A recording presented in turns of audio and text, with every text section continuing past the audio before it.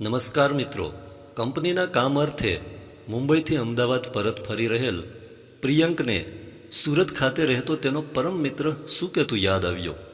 આમ તો પ્રિયંક અને સુકેતુ બાળ લંગોટિયા મિત્રો, આજુબાજુના ગામના વતની અને એક જ સમાજના એવા પ્રિયંક અને સુકેતુએ ધોરણ 9થી 12 સુધી સાથે અભ્યાસ કરેલો. બંને મિત્રો એકંદરે મધ્યમ પરિવારના સંતાનો. બંનેના કોઈ ફેશનેબલ કપડાનો શોખ કે ના અન્ય કોઈ ફાલતુ ખર્ચ. સમાન વિચારસરણીવાળા બંને મિત્રોના જીવ એવા મળી ગયેલા કે સૌ કોઈ બંનેને સગા ભાઈ જ માને. સામાજિક પ્રસંગોમાં બંને અલગ જ પરખાઈ આવે. વેકેશન સમયે તો બંને એકબીજાના ઘેર જ હોય. ભણવામાં હોશિયાર આ બંને મિત્રો અભ્યાસ પૂરો કરીને પ્રાઇવેટ કંપનીમાં જોડાઈ ગયા. સુકેતુને સુરત ખાતે તો પ્રિયંકને અમદાવાદ ખાતે નોકરી મળી ગઈ. રાતના 9:30 વાગી ચૂક્યા હતા. સુરત માત્ર 5 કિલોમીટર જ દૂર હતું. ના, ફોન તો નથી જ કરવો. આજે તો પ્રિયંકને સરપ્રાઈઝ આપી દઉં.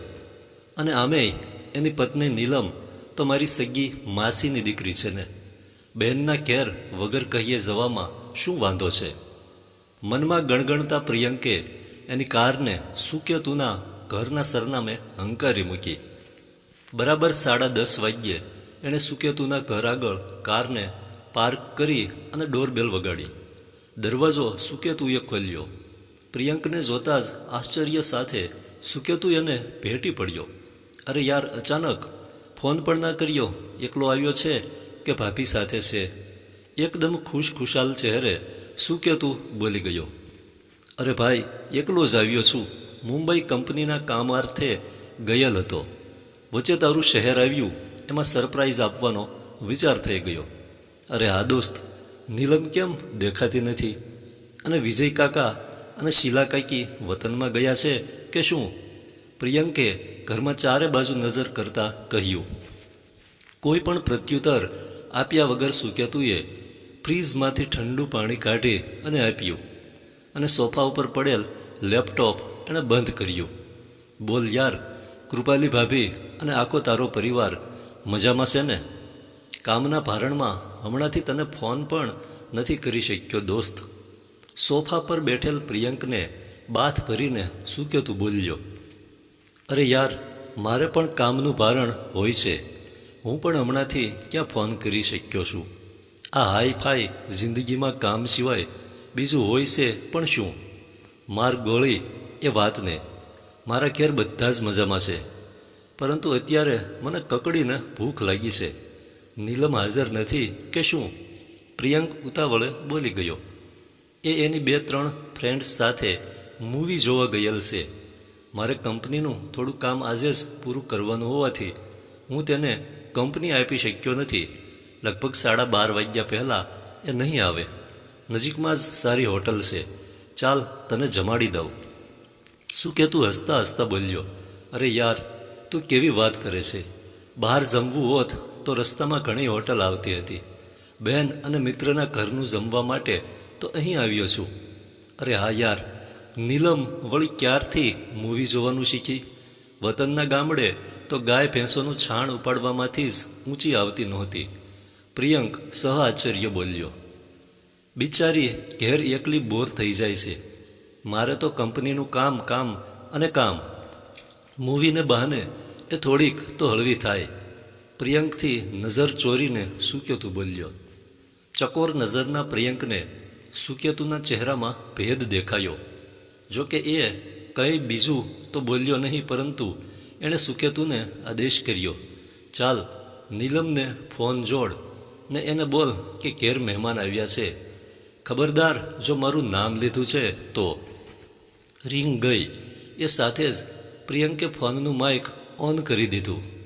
અવાજના થોડા ઘોંઘાટ વચ્ચે નીલમનું હેલ્લો સંભળાયું. એ સાથે જ દબાતા અવાજે સુકેતુ બોલ્યો. નીલો, ઘેર એક મહેમાન આવ્યા છે. નીલમનો અવાજ સંભળાયો. અત્યારે કોણ નવરું હતું તે આવી ચડ્યું. જે હોય તેને હોટલમાં જમાડી દો. લ્યો, ફોન મૂકું છું. ફોન મુકાઈ ગયો. પ્રિયંક સમસમી ગયો. શું ખરેખર આ જવાબ આપનાર નીલમ હતી? લગ્ન પહેલાં કેટલી ભલી ભોળી હતી નીલમ. એનું ઘર તો કાયમ મહેમાનોથી હર્યું ભર્યું. રસોઈ કામમાં એ ક્યારેય પાછી ના પડે. સ્નાતક સુધી અભ્યાસ કરવા છતાંય એ એકદમ સાવ સીધી સાદી જ રહી. ટાપટીપથી તો એ 10 ગાંવ દૂર ભાગે. એ નીલમ અત્યારે આવો જવાબ આપી રહી હતી.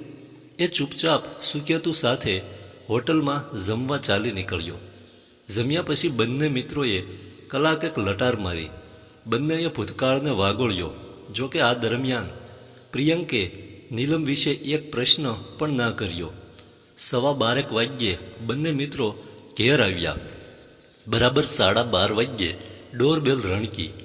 સુકેતુએ દરવાજો ખોલ્યો. ઘરમાં પ્રવેશતાની સાથે જ પ્રિયંકને જોઈને નીલમ જળ જેવી બની ગઈ. પ્રિયંકભાઈ, તમે મહેમાન હતા? એટલું તો એ માંડ માંડ બોલી શકી. હા નીલમ બહેન, મહેમાન તો ગમે તે હોઈ શકે. એમાં આટલા બધા વિહવળ કેમ થઈ ગયા? પ્રિયંક હસીને બોલ્યો. હવે શું બોલવું? એ સોફા પર બેસી ગઈ. એ પ્રિયંક સાથે નજર પણ મેળવી ના શકી. બહેન, તારા ઘેર તો મહેમાનોની કતાર હોય છે. તું આવા જવાબ આપતા ક્યારની શીખી ગઈ? મને લાગે છે કે તું અઠવાડિયામાં 3-4 દિવસ સુકેતુને પણ હોટલમાં જ જમાડતી હોઈશ. અને હા, તું સુકેતુ વગર એકલી જ મૂવી જોવાની શોખીન ક્યારની થઈ ગઈ?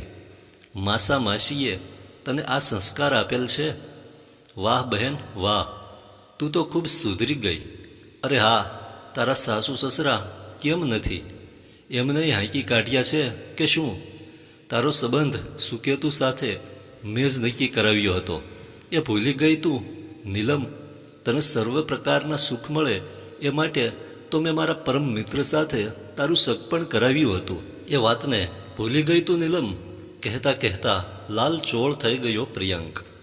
એવી કોઈ વાત નથી પ્રિયંક. એટલું કહીને સુકેતુ કંઈ આગળ બોલે એના પહેલાં તો પ્રિયંકે તેના મોં પર હાથ મૂકીને કહ્યું, તું હવે બિલકુલ ચૂપચાપ બેસી રહે. પ્રિયંકનો ગુસ્સો જોઈને નીલમ હેબતાઈ ગઈ. એનું મોં કાળું પડી ગયું. એ ઊભી ઊભી જ થરથરી રહી હતી.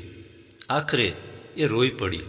એ દોડી આવી ને પ્રિયંકના પગ પાસે બેસી ગઈ. મારાથી મોટી ભૂલ થઈ ગઈ છે ભાઈ. મેં મારા સાસુ સસરા અને સુકેતુની ભલમંત શાહીનો ગેરલાભ ઉઠાવ્યો છે.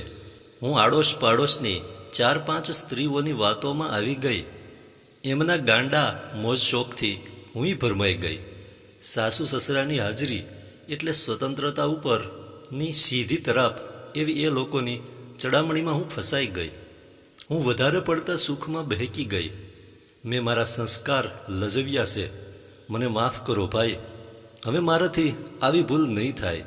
પ્લીઝ ભાઈ, મારા મમ્મી પપ્પાને આ વાત ના કરતા. સાથે સાથે તમે સુકેતુને પણ ઠપકો આપો.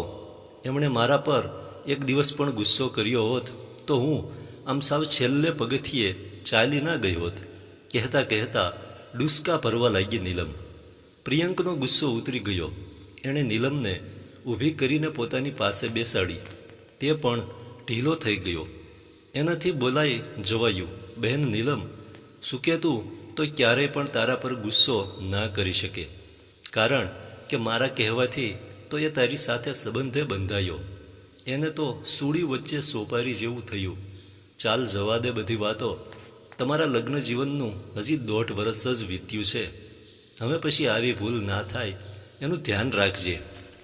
અને દોસ્ત સુકેતુ, તું પણ મિત્રતાને બાજુમાં મૂકીને મારી બહેનમાં કોઈ ભૂલ દેખાય તો નિર્ભીક બનીને કહેજે. તને આપણી મિત્રતાના સોગંદ છે. ધન્યવાદ.